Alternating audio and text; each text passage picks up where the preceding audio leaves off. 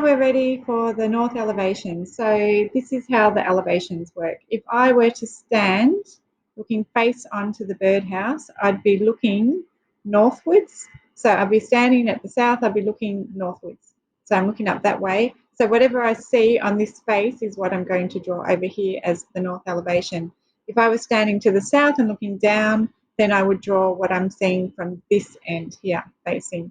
And then if I was to draw the west elevation, I'd be looking that way, and the east elevation, I'd be looking back to the east. So that's how we do the elevations.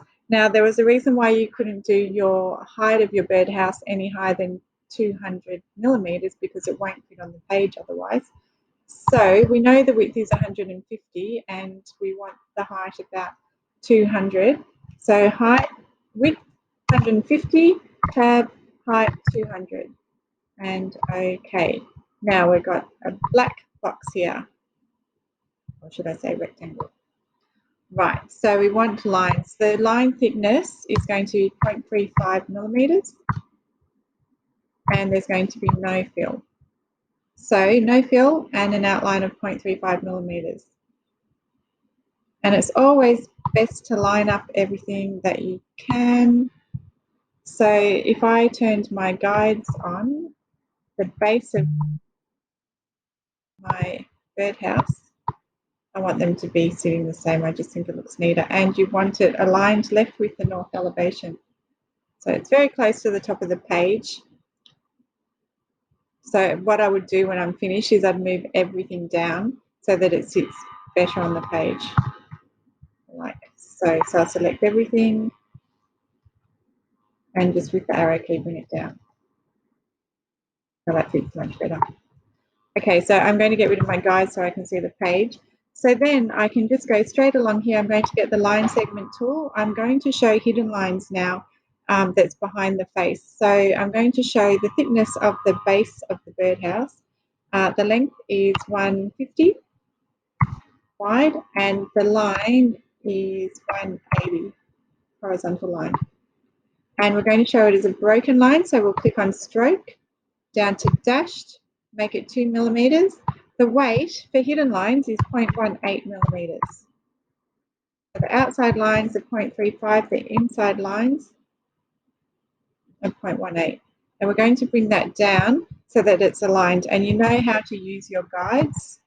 So you can bring down another guide and you should zoom in for this so that you can be more accurate, because that is not. Select this and move it down.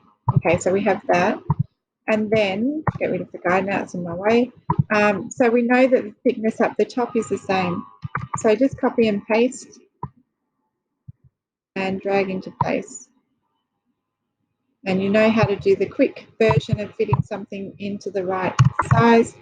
Get the rectangle square tool, tab 9x9, so that I've got a little square here as a guide. And then I can line this up on that square.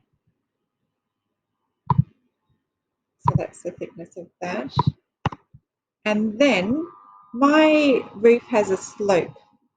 So there's going to be 2 more lines that show the back end of the roof, because I'm looking from the front on. So at the back, there's going to be the roof line as well. Now I can do Control-Shift-M and I can go horizontal 0, vertical, we're going down 9 millimeters, tab, copy.